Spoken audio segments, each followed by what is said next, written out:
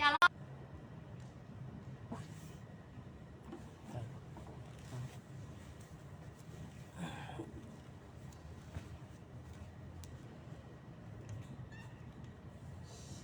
nggak masuk. Selamat malam semuanya dimanapun berada. Kembali kita di hari Selasa ini kita akan berdoa bersama-sama dan bersama dengan ada Bu Suci di sini. Kita akan saling mendoakan dan kita juga akan mendengarkan firman-Nya. Kita mau mendekat kepada Tuhan. Kita angkat pujian apapun yang terjadi dalam hidupku ini.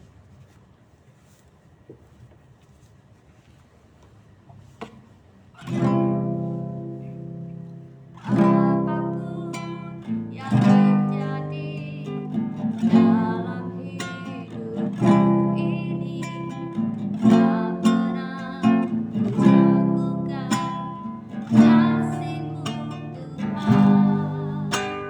Lewat gunung yang tinggi,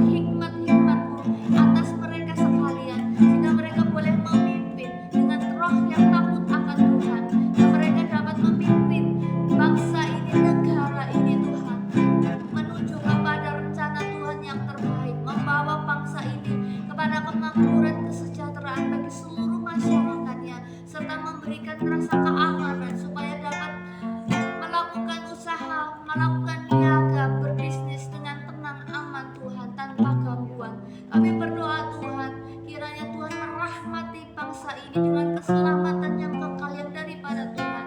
Biarlah setiap penjuru kota, setiap ujung desa, pelosok-pelosok di seluruh tanah air boleh mendengar akan berita Injil-Mu, boleh mendengar berita salib-Mu, dan mereka boleh mendengar nama Kristus Yesus Tuhan yang menyelamatkan hidup mereka. Biarlah Tuhan Engkau melawat mereka, Engkau melawat hamba-hamba-Mu Tuhan di seluruh penjuru Indonesia ini. Kiranya Tuhan memberikan pertolongan-Mu sehingga mereka boleh dapat terus bersaksi bagi Kristus, mereka boleh melayani umat-Mu dimanapun mereka boleh berada. Dan Tuhan, kami malam hari ini juga berdoa buat kota kami, Kabupaten Banyumas, Kota Purwokerto. Biarlah Tuhan Kau memberkati kota ini ya Bapa, dengan kelimpahan-Mu, dengan pertolongan-Mu dan kesejahteraan bagi masyarakatnya. Tuhan, kami juga terus mau bersyukur karena di kota ini kami boleh dapat terus beribadah kepadamu Tuhan. Oleh karena itu limpahi berkat-Mu atas pemimpin daerah kami. Kiranya Tuhan menguatkan, Tuhan memberikan kesehatan, Tuhan memberikan hikmat kepada mereka Tuhan. Kami berdoa juga untuk hamba-hamba Tuhan yang saat ini masih terus berjuang di seluruh Kabupaten Banyumas ini Tuhan, terus berjuang untuk melayani Tuhan. Walaupun mungkin ada di antara mereka yang tidak banyak jemaatnya, tetapi kami berdoa malam hari ini kiranya Bapak tetap meneguhkan panggilan Tuhan dalam hidupnya, dan Kau memelihara kehidupan mereka, Kau mencukupkan Tuhan, dan Kau memberikan kekuatan serta penghiburan. Terima kasih Tuhan, terpujilah nama-Mu. Kami menyerahkan doa kami malam hari dalam tangan-Mu. Dan Ibu Suci, kiranya saya mohon berdoa untuk jemaat Tuhan di tempat ini GBS Purwokerto, dan doakan juga untuk Pak Nono sebagai gembala di tempat ini. Bapa di dalam surga, kembali kami mengucap syukur Bapa. Kami bersyukur untuk kesehatan, kekuatan yang sudah Engkau berikan Amin. kepada kami Bapa.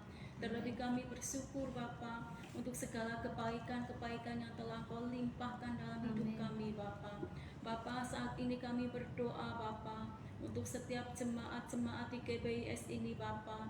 Kami percaya Bapa, biarlah Engkau terus memberkati mereka Bapa, dan Engkau lawat mereka satu persatu Bapa.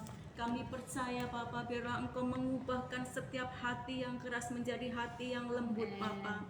Kami percaya biarlah Roh Kudus-Mu terus bekerja dalam setiap hati anak-anak-Mu di tempat ini Bapa. Bapa, saat ini kami juga berdoa Bapa untuk hamba-Mu Bapak Nono yang melayani di tempat ini Bapa. Kami percaya Engkau terus memberikan kesehatan, kekuatan kepada hamba-Mu ini Bapa. Dan kiranya Engkau terus tambahkan hikmat marifat-Mu kepada hamba-Mu ini Bapa. Kami percaya Bapa, apapun yang menjadi kerinduan-kerinduannya, kami percaya Engkau yang akan mewujudkannya Bapa. Dan biarlah dimanapun hamba-Mu ini berada, kiranya terus dapat menjadi berkat bagi banyak orang. Bapa, kami juga berdoa Bapa, kiranya Engkau terus memberikan kekuatan kepada hamba-Mu ini Bapa, di dalam menggembalakan anak-anak-Mu di tempat ini Bapa. Kiranya Engkau terus memberikan Roh Kudus-Mu Bapa. Biarlah hikmat-Mu terus Engkau tambahkan kepada hamba-Mu ini Bapa. Kami percaya Bapa, Engkau memberkati hamba-Mu ini Bapa. Bapa, kami juga berdoa Bapa untuk seluruh anak-anak-Mu di tempat ini Bapa, yang saat ini mungkin sedang mengalami pergumulan di dalam sakit penyakit Bapa.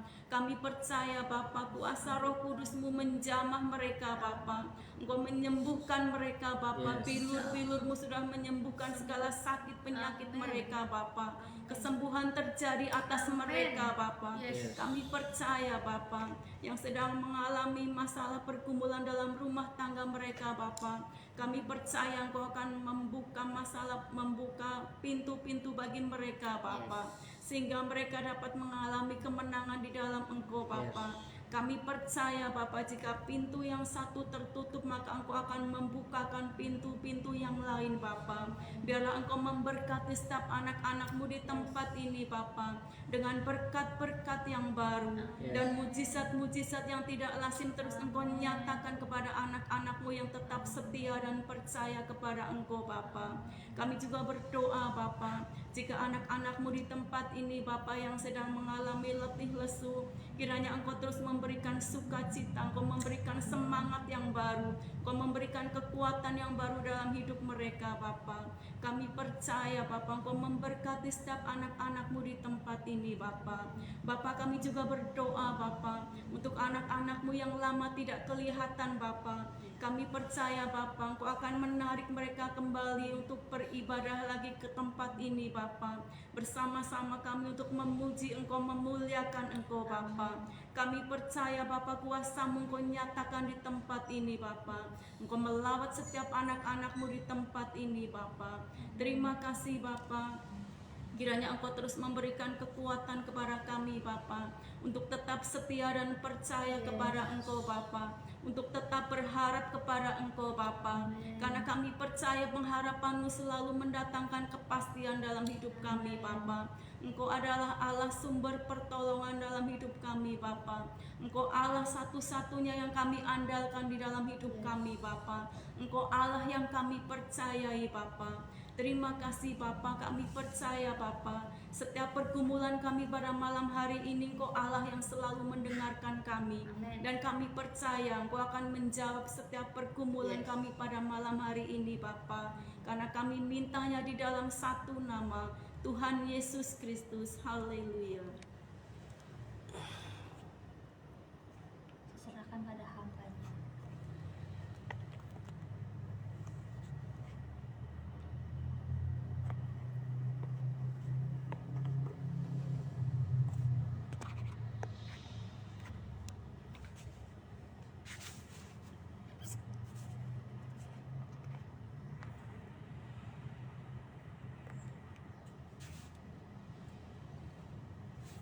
Kami bersyukur Tuhan malam hari ini. Kami percaya Engkau Allah yang luar biasa, Allah yang berkuasa, Allah yang mendengar setiap pergumulan umat-Mu di tempat ini dan umat-Mu yang sedang bergabung dalam live ini Tuhan. Kami berdoa semuanya Tuhan kiranya menolong kehidupan mereka, kehidupan anak-anak-Mu, memberkati rumah tangganya, memberkati usaha dan pekerjaannya. Malam hari ini kami belajar dengar-dengaran akan firman-Mu. Beri kami kekuatan untuk dapat mengerti dan melakukan apa yang menjadi kehendak-Mu dalam kehidupan kami. Dalam berkat nama Yesus, saudara yang percaya Tuhan sanggup memelihara kehidupan-Mu, katakan amin. Amin. Shalom semuanya. Malam hari ini kita akan membaca dari kitab Hosea.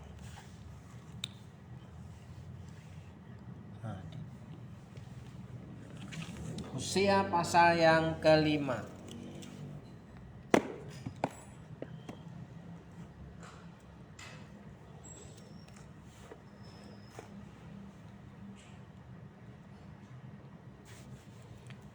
Ya, pembacaan kita sudah sampai pada kitab Hosea. Hosea pasal yang kelima, saudaraku.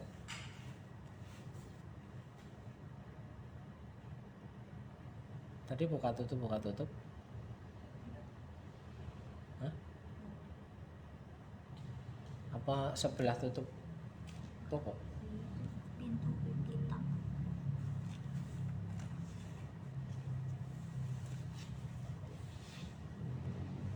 Baik.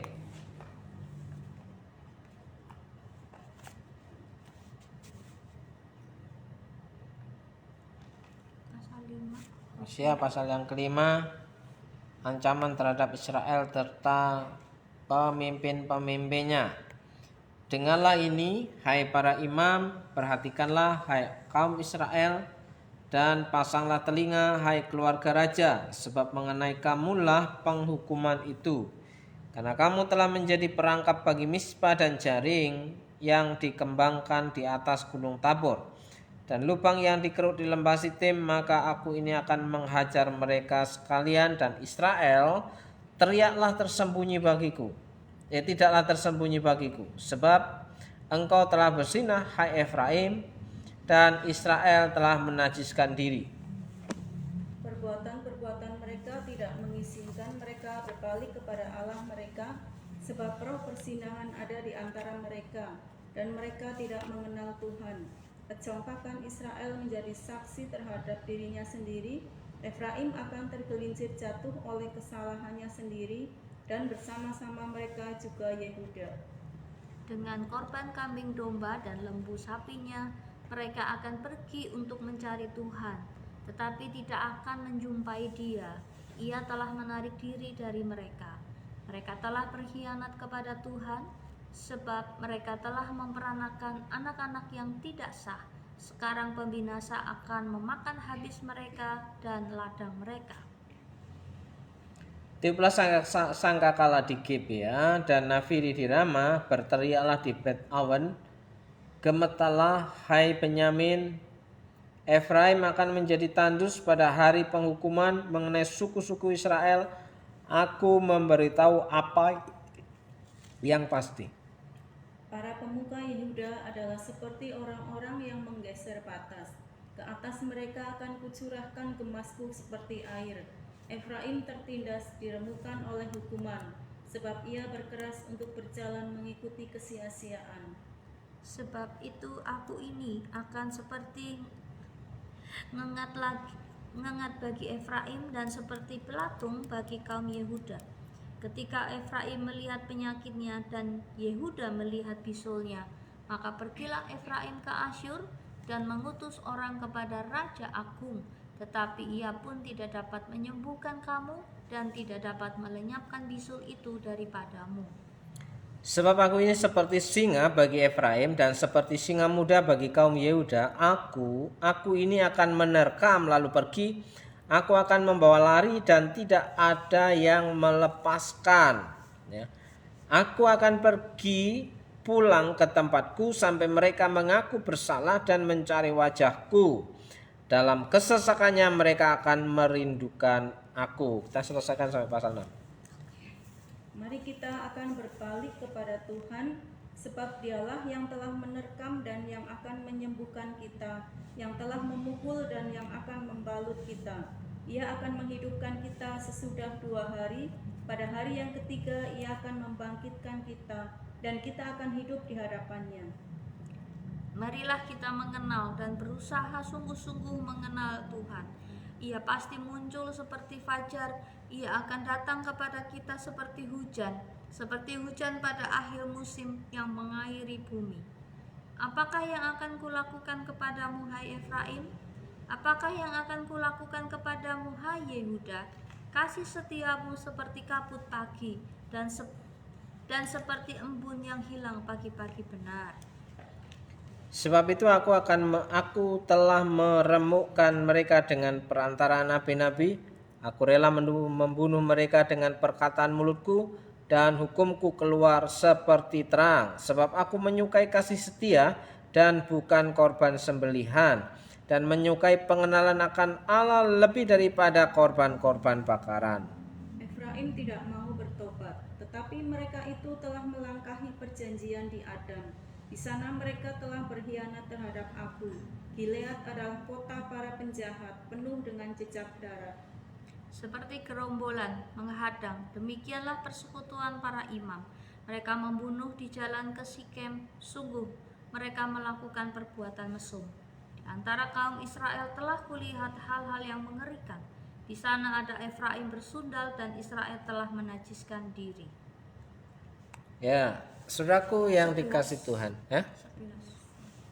Ayat 11, juga bagimu hai Yehuda telah ditentukan penuaian apabila aku memulihkan keadaan umatku.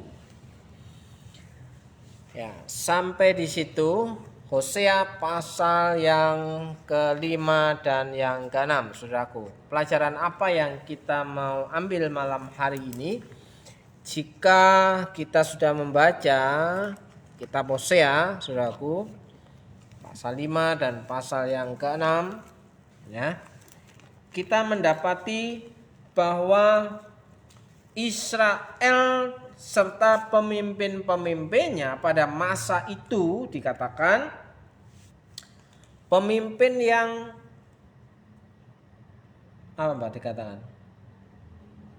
Penuh melakukan kejahatan, ya. Ada perampasan, ada penumpahan darah, ada persundalan. Artinya mereka ya pemimpin dan orang-orang yang dipimpin sama, yaitu mereka ya memungkiri Tuhan, ya mereka membelakangi Tuhan, ya. Terus dikatakan di situ juga setelah Tuhan memberikan hajaran, setelah Tuhan murka terhadap kejahatan mereka, ya orang Israel dan para pemimpinnya, mereka mencari pertolongan kemana-mana dan mereka tidak mendapatkan pertolongan. Karena apa?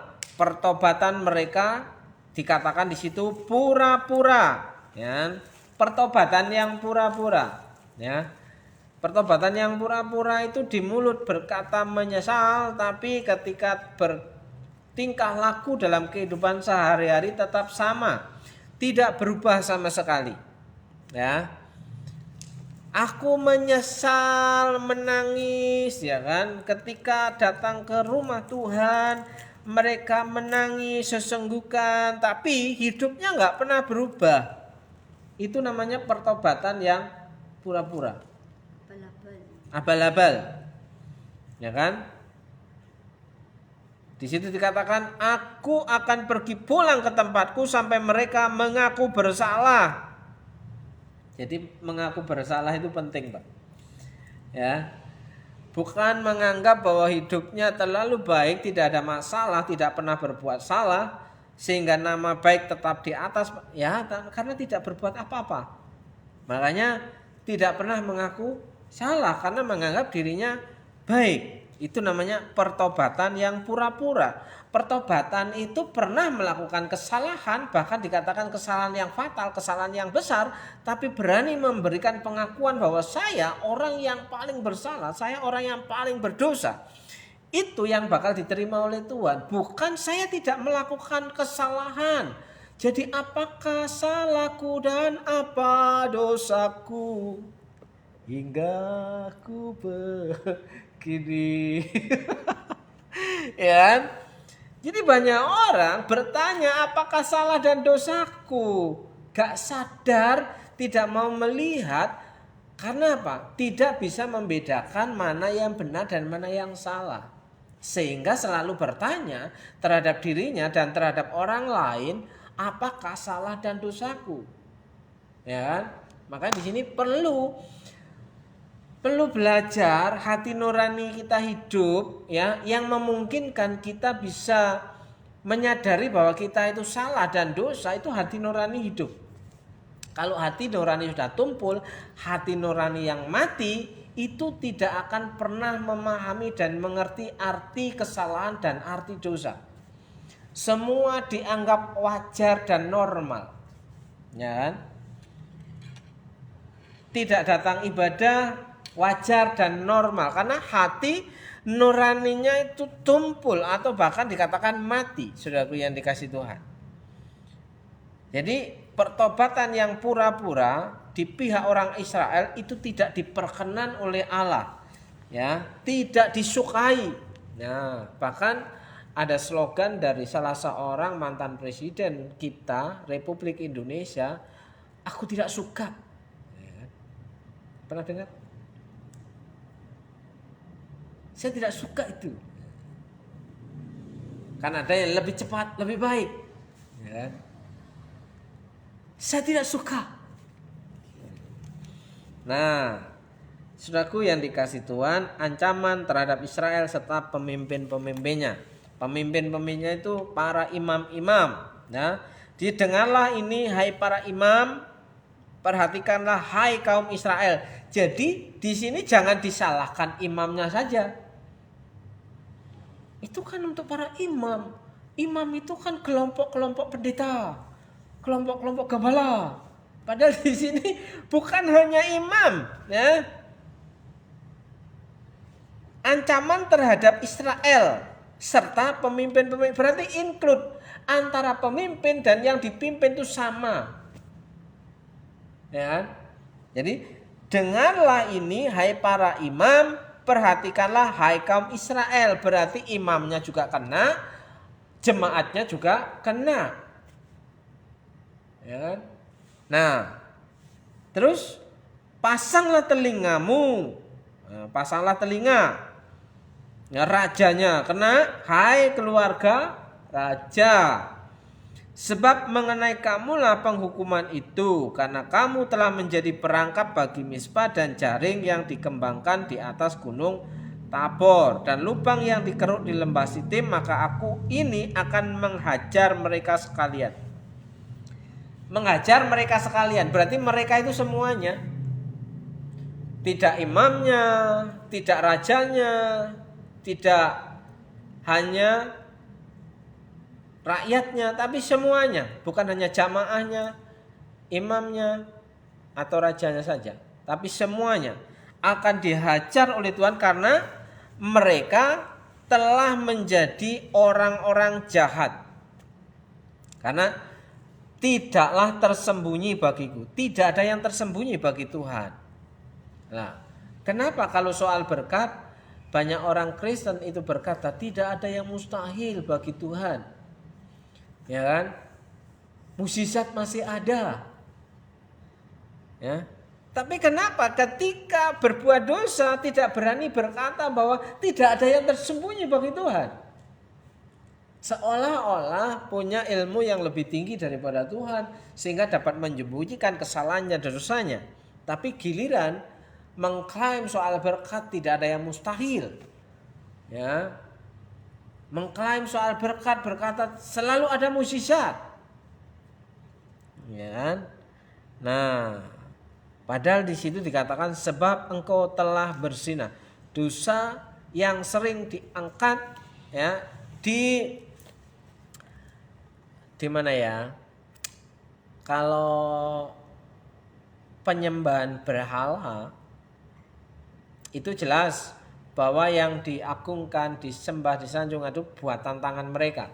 Sesuatu yang bukan Tuhan, sesuatu yang bukan kehidupan, tapi sesuatu barang mati yang mereka buat sendiri, mereka sembah sebagai berhala. Tapi motif di balik itu semua adalah ya menduakan Tuhan. Maka di situ disebut berzina. Ya kan? Engkau telah berzina. Engkau telah menajiskan diri. Nah, ini fatal, ini parah, saudaraku yang dikasih Tuhan. Ya, banyak orang tidak menyadari, cuma sebentar, cuma sepele. Ya. Menganggap yang lain lebih penting daripada Tuhan, itu kan wajar. Kebanyakan orang bilang, ya wajar dong, kan kepingin istirahat, hari Minggu tanggal merah, libur, ya kan? Tapi di sini dikatakan telah berzina, telah menajiskan diri, telah menjauh dari Tuhan. Sehingga dikatakan ayat yang keempat itu poin. Perbuatan-perbuatan mereka tidak mengizinkan mereka berbalik kepada Allah mereka. Paham gak sampai di situ, Mbak? Perbuatan-perbuatan mereka tidak mengizinkan mereka berbalik kepada Allah sebab roh perzinahan ada di antara mereka dan mereka tidak mengenal Allah. Jadi orang yang suka ya meninggalkan Tuhan, ya dikatakan karena sudah fasih berbuat jahat.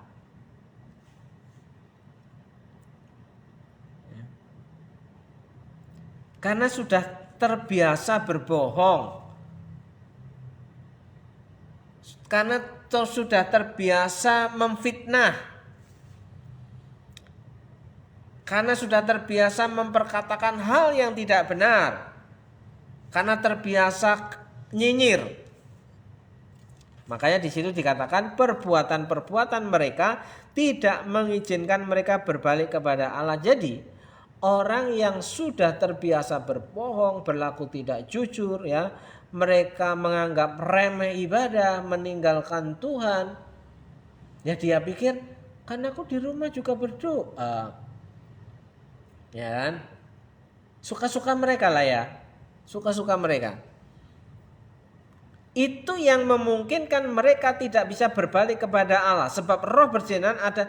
Jadi mereka dikuasai oleh roh perzinahan. Jadi roh perzinahan itu mengesampingkan Tuhan dan mengedepankan apa yang mereka mau.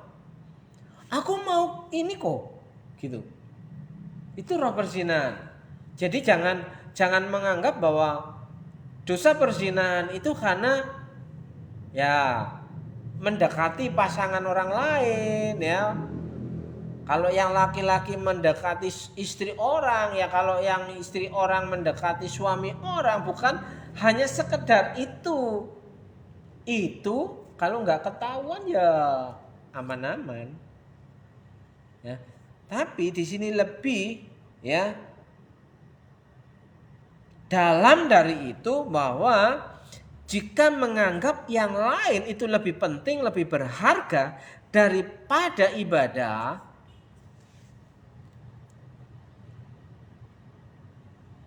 daripada menghormati Tuhan, maka di situ dikatakan roh perzinahan menguasai mereka.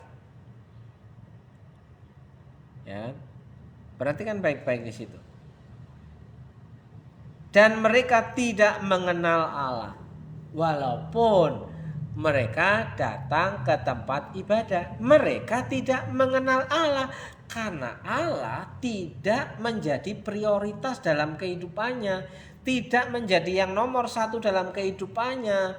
Karena ya berada di rumah ibadah, di tempat ibadah, masih bisa berbohong, berkata tidak jujur, ya kan? Memfitnah, memprovokasi. Bagaimana mungkin ia mengenal Tuhan padahal Tuhan Allah hadir, ada tempat ini. Ya, Tuhan Allah hadir di sini. Bahkan kalau berdoa, Tuhan hadirlah di sini. Tuhan Allah hadir di Sini, ya kan? Tuhan Allah hadir aja berani berbohong. Bagaimana mungkin mereka ngomong aku takut akan Tuhan, hormat akan Tuhan, hidup untuk kemuliaan Tuhan, ya mencari kehendak Tuhan yang mana? Ya kan? Jadi poinnya ya, kenapa Israel dan para pemimpinnya itu dihukum oleh Tuhan, dihajar oleh Tuhan, dikatakan dihajar ya. Dihajar oleh Tuhan karena mereka memiliki roh perzinahan yang kuat sehingga sulit untuk berbalik kepada Tuhan karena mereka tidak mengenal Tuhan pada dasarnya. Walaupun ada di dalam rumah ibadah. Baru aja berdoa, ya kemudian dia lupa dengan doanya. Ya. Di situ dikatakan ya, roh perzinahan itu gandeng dengan kecongkaan, ayat 5. Ya kan?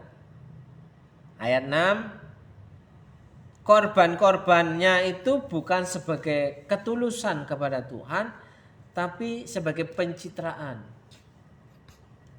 Ya kan? Ayat kemudian dengan korban kambing domba dan lembu sapinya mereka akan pergi untuk mencari Tuhan. Mencari Tuhan untuk ngapain? Nyuap. Karena sudah biasa main suap menyuap. Dipikir Tuhan disuap dengan kambing domba sembelian itu langsung luluh hatinya Anda. Ya, beda dengan kamu. Ya kan? Beda lah. Jangan samakan Tuhan dengan pejabat atau dengan kamu yang dikasih suapan langsung luluh hatinya. Ya. Tetapi tidak akan menjumpai dia, ya kan? Untuk mencari Tuhan, tapi tidak akan menjumpai. Ia telah menarik diri dari mereka. Tuhan telah menarik diri. Kenapa Tuhan menarik diri? Tahu alasannya? Kenapa Tuhan menarik diri dari raja, dari imam-imam, dari orang Israel? Kenapa? Suka dombanya, Tuhan suka mau dia datang Ya. beribadah. Dia pikir Mereka pikir Tuhan bisa disuap dengan korban persembahan. Ya kan? Jadi jangan coba-coba untuk menyuap Tuhan, karena Tuhan itu bukan dukun. Ya, Tuhan itu bukan danyang. Tuhan itu bukan dewa yang bisa disuap supaya tidak murka. Kalau dewa dikasih sesaji, sajen supaya tidak murka. Kalau sajennya telat, murkalah dia. Nah, Tuhan kita tidak kemaruk seperti itu. Ya kan? Ia telah menarik diri dari mereka karena mereka sombong, congkak, ya kan? Mereka jauh daripada Tuhan hatinya. Ya kan? Tuhan hanya dijadikan backup. Kalau mereka merasa bahaya, mencari Tuhan dengan kambing, domba, sambu, sapi supaya Tuhan lindungi. Tapi giliran mereka aman, dia lari daripada Tuhan. Jauh dari Tuhan. Mereka telah berkhianat. Banyak banget ya indikasinya. Ayat 7, berkhianat terhadap Tuhan. Gimana itu? Mereka telah memperanakan anak-anak yang tidak sah.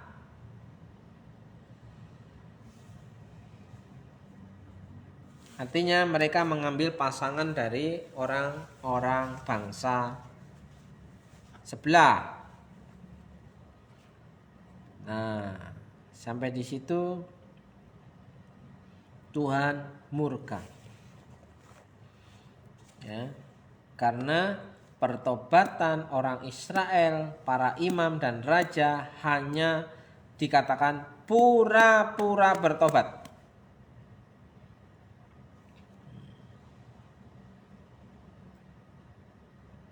Mereka baru datang mencari Tuhan kalau lagi menderita. Ayat 15 ya. Mencari wajahku, dalam kesesakannya mereka akan merindukan aku.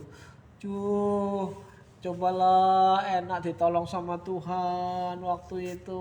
Makanya dia mencari Tuhan. Tapi giliran senang, mereka larilah daripada Tuhan. Cari kesenangannya sendiri kan. Giliran susah mah teriak-teriak, Tuhan, Tuhan tolong.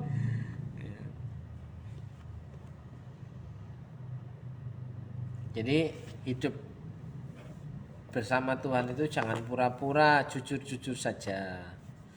Ya, kalau jujur, orang jujur itu hebat. Orang jujur itu justru dianggap orang yang berani. Orang yang kuat. Kenapa? Berani menanggung malu. Lah kalau orang yang berbohong itu orang yang tidak berani nanggung malu. Kenapa? Takut direndahkan, takut diejek. Nah, kita sampai pada pasal yang ke-6. Ya. Di situ dikatakan, mari kita akan berbalik kepada Tuhan sebab Dialah yang telah menerkam. Ingat loh, bahwa dosa itu upahnya adalah maut. Sehingga di situ dikatakan dihajar. Kalau di sini diterkam, ya, dipukul. Dan ayat yang kedua mati, ia akan menghidupkan kita. Berarti kan mati. Ayat yang ketiga, marilah kita mengenal dan berusaha sungguh-sungguh mengenal Tuhan. Bagaimana mungkin sih kita bisa berusaha sungguh-sungguh mengenal Tuhan tanpa ada komitmen? Komitmen itu tertanam di dalam sebuah gereja lokal, bukan gereja jalan-jalan. Kalau Mbak Suci, kalau kita menanam pohon ya, 1 minggu kita tanam hidup, terus minggu yang kedua kita pindahkan, kita copot di pot yang kedua. 1 minggu kemudian, bosen, kita pindahkan lagi pot yang ketiga. Iya kan? Nah, makanya yang dikatakan bisa bertumbuh sehat dan sampai berbuah itu kalau tertanam, gak pindah-pindah. Kan sama aja, sama-sama ibadah. Aku di sana juga ibadah. Bukan, itu bukan ibadah, itu jalan-jalan. Jangan dipikir aku di sana juga ibadah. Enggak, itu jalan-jalan. Surga itu cuma satu. Gak ada surga kedua, surga ketiga. Ya, kalau bisa ada surga kedua, ketiga kan jalan-jalan dari surga ke surga. Surga itu cuma satu. Dan neraka juga cuma satu. Gak ada neraka itu dua atau tiga. Jadi, marilah kita mengenal dan berusaha sungguh-sungguh mengenal Tuhan supaya kita punya komitmen untuk beribadah di gereja lokal. Tertanam di gereja lokal. Bukan hari ini suka ya ibadah di sini, besoknya suka ibadah di sana. Keliling aja. Kan enggak ada tanggung jawab. Kalau ibadah keliling itu kan enggak ada tanggung jawab. Enggak akan dikasih tanggung jawab. Kehormatannya ya enggak ada. Karena apa? Dia cuma tamu. Ya. Minggu pertama ibadah di gereja sendiri. Minggu kedua gereja tetangga. Minggu ketiga gereja luar kota.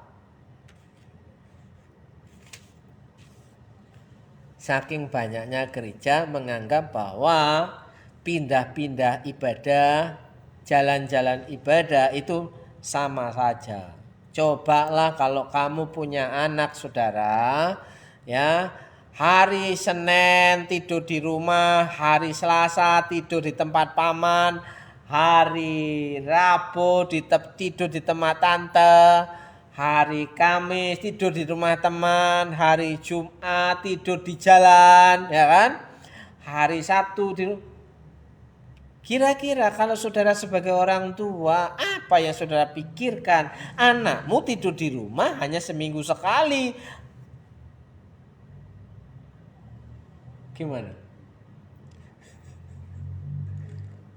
Wajar, kan sama-sama tidur. Kalau analoginya kan sama-sama ibadah. Sama ibadah. Ya sudah, kalau begitu bebaskan anakmu ya. Tidur di rumah semalam, malam kedua di rumah tetangga, malam ketiga di rumah teman, malam keempat di rumah kepala sekolah, malam kelima di kantor polisi. Ya lama-lama gelandang, Bob. Nah, saudara, orang yang berusaha sungguh-sungguh mengenal Tuhan, hidupnya pasti berubah. Dia enggak ngeyelan, dia enggak merasa benar, dia enggak merasa paling pintar sendiri. Ya, mengakui kesalahan. Saudaraku yang dikasih Tuhan. Saya didatangin seseorang ketika rumah tangganya hancur berantakan, dia mempersalahkan istrinya, mempersalahkan anaknya, mempersalahkan gereja. Sebenarnya konsep pernikahan di tempat kita itu seperti kita. Aku gak ikut-ikutan kita. Iya toh. Sebenarnya konsep pernikahan di tempat kita itu bagaimana toh, Pak? Kalau kamu berusaha sungguh-sungguh mencari Tuhan dan mengenal Tuhan, kamu tahu arti pernikahan Kristen. Iya kan? Kok nanyanya sekarang? Lah waktu mau menikah kenapa nggak nanya? Ketika sudah kayak gini baru nanya. Emangnya gue apaan? Ya, bukannya menyesal sebagai seorang yang bertanggung jawab terhadap keluarga, malah nyalain A, B, C, D. Bahkan nyalain gereja lagi kan. Pindah gereja gak bilang-bilang. Ya. Nah, yang terakhir, ketika seseorang menjual penderitaan sampai bilang, aku sudah minum baygon gak mati. Loh kok bisa gak mati? Salah kamu minum obatnya. Ganti pors. Ganti Porstek. Oh ya, besok tak beli.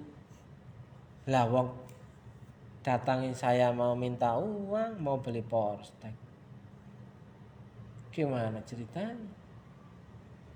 Kebohongan sudah terdeteksi dan terbaca bahwa apa yang dikatakan itu tidaklah benar. Ya kan? Masa minum Baygon nggak ada reaksi bahwa suaranya pecah? Harusnya suaranya pecah minum Baygon tidak bisa bicara. Masuk rumah sakit, masuk IGD. Baygon cap apa? Yang tidak Saya sudah menangani orang-orang yang mau bunuh diri dengan obat, dengan botrek. Ya kan? Minum botrek 2 aja udah mau mati. Ya, dengan Baygon. Salah. Kalau mau bunuh diri jangan pakai itu. Saya punya H2HCl. Itu di atasnya Porstek. Ya, pasti langsung kebakar. Kalau Baygon sekarang lah semut aja nggak mati kok. Sekarang untuk apa menjual penderitaan, menjual kasus tapi tidak ada penyesalan dalam kehidupannya? Tidak berusaha mencari Tuhan. Harusnya kalau berusaha mencari Tuhan datang pada waktu jam ibadah, ikut ibadah, bukan datang pada waktu selesai ibadah hanya untuk minta duit. Nah, makanya orang-orang yang model kayak gini dikatakan akan dihajar seperti orang Israel, seperti para imam, seperti raja yang dihajar oleh Tuhan. Ya, jangan karena datang ke tempat ibadah hanya berpura-pura mencari Tuhan. Yang dicari bukan Tuhan tapi duit. Yang dicari bukan Tuhan tapi duit. Ya. Pelajaran penting malam hari ini, marilah kita berusaha sungguh-sungguh menjadi orang yang diperkenan oleh Tuhan. Itu artinya hidup dengan tidak terjadi kepura-puraan, tidak congkak, tidak sombong, berani jujur, kalau salah berani ngomong salah, jangan menyalah-nyalahkan orang lain yang tidak pernah salah terhadap dirimu, tapi berusahalah memeriksa bahwa yang kau lakukan adalah sudah salah di hadapan Tuhan. Perlu diperbaiki supaya apa? Tuhan berkenan, supaya apa? Tuhan mendekat, supaya apa? Tuhan memberkati hidupmu, supaya hidupmu menjadi orang-orang yang menikmati berkat kemurahan Tuhan. Shalom, saudaraku. Oke, kita akan berdoa malam hari ini. Kita percaya bahwa kita semua adalah orang-orang yang dipelihara oleh Tuhan, orang-orang yang ditolong oleh Tuhan, dan orang-orang yang menjadi biji matanya Tuhan. Kami bersyukur Tuhan malam hari ini atas berkat kemurahan-Mu. Kau sudah mengingatkan kami melalui bacaan dalam kitab Hosea pasal yang ke-5 dan pasal yang ke-6. Hanya orang-orang yang sungguh-sungguh mencari Tuhan, punya komitmen berintegritas, ya, berani mengaku salah, berani jujur di hadapan Tuhan dan di hadapan orang-orang yang punya otoritas. Kami percaya Tuhan masih punya belas kasihan karena kasih Tuhan tidak terbatas. Ampuni kami Tuhan di atas segala kesalahan dan dosa kami. Berkati setiap umat Tuhan yang berani berkata jujur di hadapan-Mu. Dalam berkat nama Yesus, berkati Mbak Suci, berkati hidupnya, berkati anak-anaknya, berkati pekerjaannya, berkati kesehatannya, berkati rencana dan mimpinya di hadapan Tuhan. Diberkati untuk menjadi saluran berkat, berdampak dirasakan oleh orang lain. Orang dapat mengecap kasih Tuhan melalui kehidupan Mbak Suci. Dalam berkat nama Yesus, berkat yang baru Tuhan perintahkan setiap hari, setiap pagi, bahkan berkat yang tidak lazim Tuhan perintahkan dalam kehidupannya.